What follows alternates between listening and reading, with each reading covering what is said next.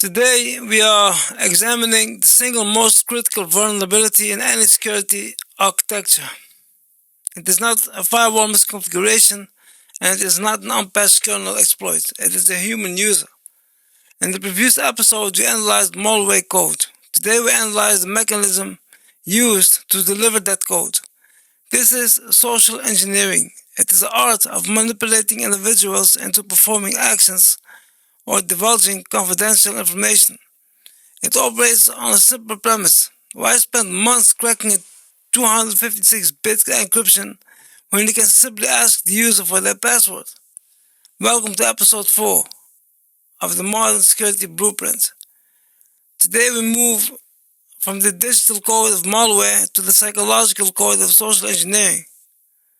We will analyze the 4 primary vectors of this threat landscape: phishing, spear phishing, and smishing. We will deconstruct how attackers exploit human psychology, specifically urgency, authority, and curiosity, to bypass technical controls.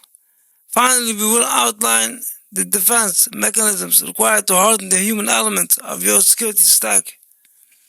Security professionals often view the network as a collection of hardware and software protocols. However, the modern security perimeter extends to every individual with access credentials. Attackers view your employees not as people, but as an access nodes. If a system is technically secure, the attacker powers to the user. This is often the path of least resistance. Consider the lockbit ransomware attacks we discussed previously. While the encryption was technical, the initial access often began with a stolen credential or a deceptive simple email. The attacker does not need to compromise the server directly. They only need to compromise the person with the keys to the server. The goal of social engineering is to bypass the system's logic by exploiting the user's trust. The attacker provides the user with a pretext, a fabricated scenario that compels them to act. Once the user clicks a link or downloads a file, technical defenses are rendered functionally useless because the action was authorized by a valid user account. Now, listen very closely. The most prevalent vector for this exploitation remains email. We classify email attacks into 3 distinct tiers based on targeting precision. The ISA volume-based attack. The attacker sends thousands of generic emails, fake invoices, password reset requests, hoping for a statistical probability of success. The sophistication is low, but the scale is high. Second, and far more dangerous, is spear phishing. This requires reconnaissance. The attacker researches the target using open source intelligence, or OSINT. They learn your job title, your vendor relationships, and your internal terminology. When the email arrives, it references a specific project you are working on. It addresses you by name. It appears to come from a known colleague. The deception here is high fidelity. The attacker uses email spoofing or look-alike domains, replacing a Latin A with a Cyrillic A to make the sender address appear legitimate. The third tie is whaling. This is spear phishing, targeted specifically at high-value executives. The objective here is usually substantial financial wire transfers or access to high-sensitive intellectual property. The preparation for a whaling attack can take months. The attacker monitors the executive public schedule, waiting for moments when they are traveling or under stress to launch the attack when cognitive defenses are lowered.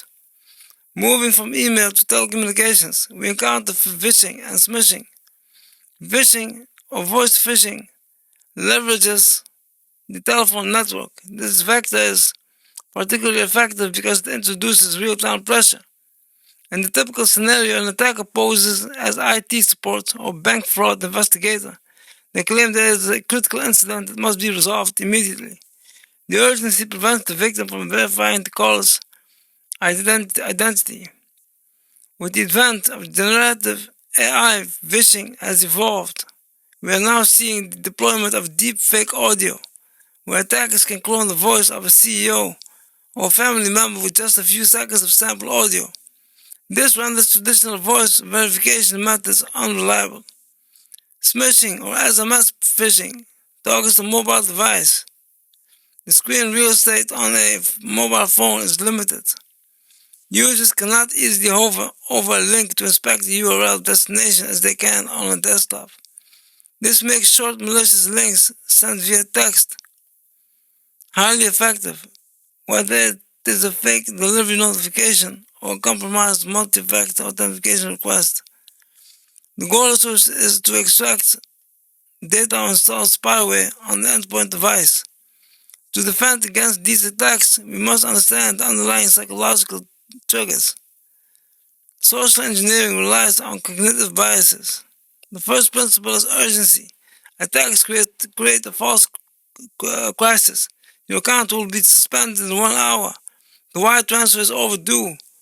When the human brain is presented with urgency, it bypasses critical thinking and moves directly to action. The second principle is authority. People are conditioned to comply with requests from perceived superiors or enforcement agencies by posing as a CEO or a government official. The attacker demands compliance. The third principle is curiosity or greed. This is the classic Trojan horse. An attacker might leave a USB drive labeled executive salaries in a parking lot. The physical security of the device is irrelevant if a curious employee plugs it into the corporate network to see the contents. These are not technical flaws, these are human threats. A security architecture that ignores these threats is fundamentally incomplete. While we cannot patch human psychology, we can implement technical controls to mitigate these risks. First, we must enforce strict email authentication protocols, SPF, DKIM, and DMARC. These protocols verify that an incoming email is actually authorized by the domain it claims to be from. This eliminates the majority of low-effort spoofing attacks. Second, we implement FIDO2 based hardware authentication, as discussed in episode 2 regarding multi-factor authentication. The physical security key is resistant to phishing. Even if a user is tricked into entering their password on a fixed site, they cannot provide the physical token required for access. Finally, we establish a verify via outbound policy. If you receive an urgent request for money or data via email, verify it via a different communication channel, like a phone call or an internal chat message, initiated by you.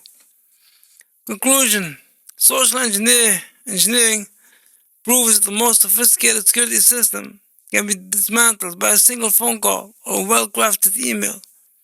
Security is not just a technology problem, it is a people problem. In the next episode of the Modern Security Blueprint, we will analyze initial access and attack chains, detailing exactly what happens technically after a user clicks that malicious link. To continue receiving technical breakdowns of operating system architectures and security principles, subscribe to the channel.